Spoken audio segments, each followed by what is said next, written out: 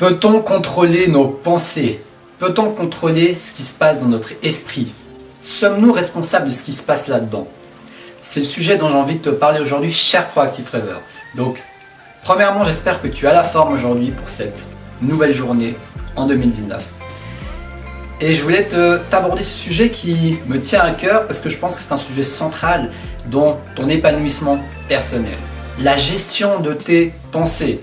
On parle souvent de la gestion du temps, de la gestion de ton énergie, etc. Mais est-ce qu'on te parle souvent de la gestion de tes pensées? Et pourtant, c'est quelque chose de central parce que tu auras beau gérer des choses extérieures de toi. Si tu ne gères pas ce qui se passe à l'intérieur de toi, eh ben, rien d'extérieur ne viendra remplacer ce dysfonctionnement intérieur. Parce que tout ce qui se passe dans cet univers vient d'une pensée. Toute création de code démarre avant tout par une pensée qui est émise. Donc chaque pensée au final, dans une mesure plus ou moins grande, se matérialise dans la réalité.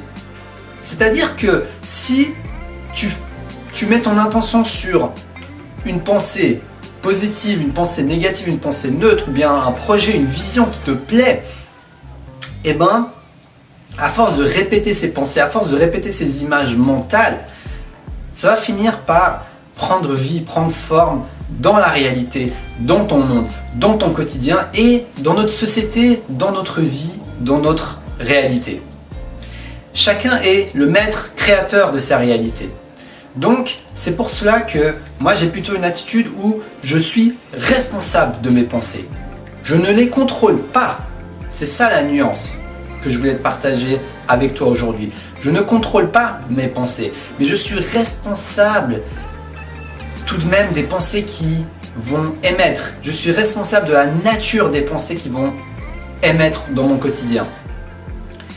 Pourquoi je dis ça? Parce que on a le choix, pas sur les pensées. Tu peux pas choisir la pensée suivante qui va arriver. Ça, c'est pas possible. Ça serait un mensonge si quelqu'un te dit ça. Tu ne peux pas choisir la pensée qui va apparaître. Par contre, tu peux choisir de donner une direction à ta vie par tes actions, par ton intention, afin d'émettre un maximum de pensées qui sont bénéfiques pour toi et pour les autres. Donc tu peux choisir ce que tu fais, tu peux choisir de quoi tu parles, tu peux choisir ce que tu imagines, ce que tu visualises, sur quoi tu mets ton intention au quotidien. Est-ce que tu mets ton intention au quotidien sur tes projets, sur tes rêves, sur ce qui te fait vibrer? Ou bien est-ce que tu mets ton intention au quotidien sur ce qui fait mal, sur ce que tu n'as pas, sur ce qui te manque, sur ce qui risque de se passer? La peur, ça aussi c'est un sujet énorme. Le fait qu'on se focalise beaucoup sur la peur, sur ce qu'on craint qui arrive, sur le futur incertain, etc., ça nous met dans un état d'esprit où on matérialise ces pensées de peur dans la réalité sans même s'en rendre compte. Et ça, c'est vraiment le siècle des infos. Quand on allume la télévision et quand on regarde toutes ces infos négatives, toutes ces craintes, qu'est-ce qui va se passer dans l'avenir? Est-ce qu'on va pouvoir survivre à tout ce qui va se passer dans le monde? Effectivement, tout n'est pas parfait dans ce monde, mais est-ce que mettre sa focalisation là-dessus va t'aider à créer les pensées qui vont te dynamiser, t'aider à aller de l'avant, des pensées qui vont t'aider à mettre en place tes projets, des pensées qui vont t'aider à mettre en place même des projets qui vont inspirer et aider les autres? Non. Du moins, de mon point de vue, non, c'est pas le cas. C'est en vraiment prenant la responsabilité de la nature des pensées, non pas la pensée une par une, parce que ça c'est pas possible, mais la nature de tes pensées globales, tu en es responsable. Tu peux choisir de travailler sur toi-même, de par exemple travailler sur tes émotions enfuies en toi, faire une sorte de thérapie, quel que soit ton outil que tu utilises, pour vider ton sac et arrêter de reproduire toutes ces pensées négatives qui vont se nourrir de toutes tes émotions refoulées. Donc ça déjà, ça c'est quelque chose qui est dans ta responsabilité que tu peux faire afin d'avoir un terrain beaucoup plus verdoyant. Tu peux semer les graines. Après, tu ne vas pas décider. L'exemple qui me vient, c'est ça. Si tu as déjà des graines pourries, négatives qui ont poussé dans ton champ, eh ben, tu auras les fruits et les légumes qui vont pousser de la même nature que les graines. Mais tu ne peux pas contrôler tous ces fruits qui ont déjà poussé. Ça, c'est pas possible. Ou qui sont à moitié en train de pousser, ils vont finir par pousser, ça c'est déjà fait. Par contre, ce que tu peux faire, c'est replanter des graines plus positives, replanter des graines plus bénéfiques, replanter des graines plus nourrissantes qui vont, sur le moyen terme, sur le court terme, sur le long terme, faire pousser des plantes, des fruits, des légumes qui vont être nourrissants, qui vont être positifs, qui vont être colorés. Et ça, tu peux contrôler ça par tes actions, par ton intention, par ce que tu fais au quotidien, sur quoi tu poses ta focalisation. Et de faire de ton mieux pour t'exposer à des choses qui te sont bénéfiques, à des personnes qui te rappellent tes projets, qui te rappellent tes rêves, qui te rappellent une quelconque sorte d'influence positive. Qu'est-ce que tu regardes? Qu'est-ce que tu lis? Ça aussi, c'est en ton contrôle. Les livres que tu lis, ce que tu regardes à la télévision, tout ce contenu va s'enregistrer en toi et va planter des nouvelles graines en toi.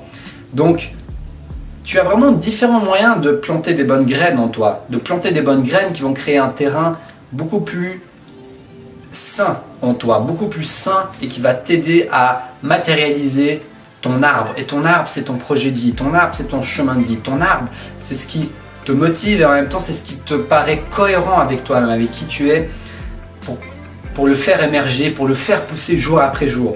Donc, ne laisse pas ces mauvaises graines t'empêcher de faire grandir ton arbre. Faire grandir ton arbre et lui faire pousser tous ces fruits magnifiques que tu pourras déguster et partager avec les autres. Donc, pour la survie de ton arbre, n'oublie pas de planter des graines positives chaque jour. Tu ne contrôles pas tes pensées, mais tu es responsable du terrain dans lequel tes pensées vont pousser. Tu es responsable de ce que tu fais, de ce que tu manges, de ce que tu vois, toutes sortes de choses qui peuvent influencer ta biochimie intérieure va pouvoir avoir une certaine influence qui, je l'espère, va t'aider à aller de l'avant. Donc, n'essaie pas d'aller trop vite. C'est vraiment ça que j'aimerais partager avec toi. On ne change pas un terrain complètement détruit, complètement pétri, complètement pollué juste en une journée. Ça peut te demander un certain investissement et de voir les résultats petit à petit. Mais n'oublie pas que chaque pas compte, chaque jour compte. Le plus important, c'est que tu fasses un petit pas jour après jour, que tu plantes des graines jour après jour et que tu sois patient pour voir les changements arriver dans ta vie.